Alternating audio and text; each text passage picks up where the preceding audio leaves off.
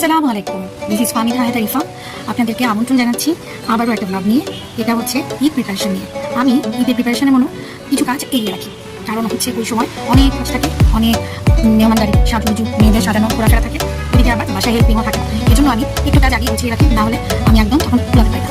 তো এটার প্রসেস হিসাবে আদা, রসুন, পেঁয়াজ, জিরা ধনিয়া আছে, জিরা ধনিয়া এখানে দেখাবো না, আদা পেস্ট করে ফেললাম। এরপরে হচ্ছে আমি দুটো বাড়িতে নিবো, কিছু হচ্ছে নর্মাল ফেস রাখবো, কিছু আদা ডিপে তুলে রাখি। এভাবে করে জিরা রসুন করি, পেঁয়াজটাও করে ফেলি, এবং কিছু যেটা লাগবে সেটা হচ্ছে নর্মাল রেফ্রিজারেটরে রেখে দিব, আর কিছু হচ্ছে ডিপে তুলে রাখবো। এভাবে করে আমি ধনিয়াও করি, জিরাও করি, আর বিরিয়ানির মশলাও রেডি করে রাখি। তো বিরিয়ানির মশলাটা দেখাবো একটু শেষে। এভাবে করে পেঁয়াজ করে ফেললাম, পেঁয়াজের কালারটা একদম লাইট পিঙ্ক কালার। আমি ডাল একসাথে বেশি করে নিয়ে মিক্স ডাল নিয়ে সিদ্ধ করে রেখেছি। এই বয়েল করে রাখলে যেটা সুবিধা হয়, আমি এটার সাথে যদি পনির, বাটার, ঘি, তারপরে একটু অন্য মশলা স্পাইসেস মিক্স করে এটাকে কিন্তু ডাল মাখানি বানাতে পারবো। আবার সেই মধ্যে যদি আমি নর্মাল ডাল খেতে চাই, সেক্ষেত্রে ইজিলি টমেটো, পেঁয়াজ, কাঁচামরিচ দিয়ে নর্মাল প্লেন ডাল অথবা হচ্ছে ডাল চচ্চড়িও করতে পারবো।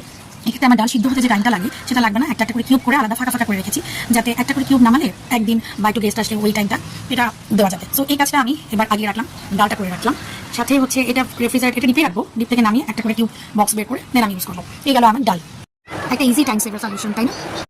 চিংড়িটা দেখাচ্ছি, কিন্তু চিংড়ির সাথে করে এবার আমি চিংড়ি খাবো দেখে চিংড়ি রেখেছি, বাট অন্য সময় চিংড়ির সাথে রুই দুটোই আমি রাখি।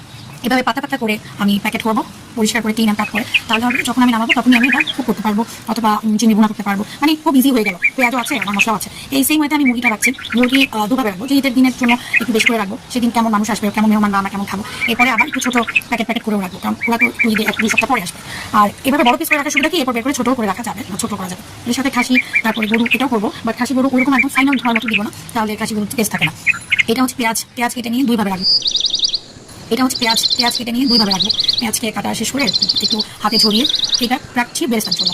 আর এভাবে করে বক্সে কেটে রেখে দিব, 3-4 দিন এটা ভালো থাকবে। আর অন্যটা বেরেস্তা করবো, বেরেস্তা কিন্তু একটু হাই ফ্লেমে আমি করি, প্রথমটুকু হাই ফ্লেমে করি, না হলে আবার তরকারির মতো গলে যাবে। এরপরে মিডিয়াম ফ্লেমে, এবং লাস্টে একদম চুলার জাল বন্ধ করে দিই, আর তখন একটু বেশি নাড়তে থাকি। মিডিয়াম ফ্লেম থেকে যখন বন্ধ করবো তখনই একদম চুলার জাল বন্ধ করে দিই, না হলে আবার পুড়ে যায়। বেশ ভালো একটা কালার আসছে কিন্তু বেরেস্তার।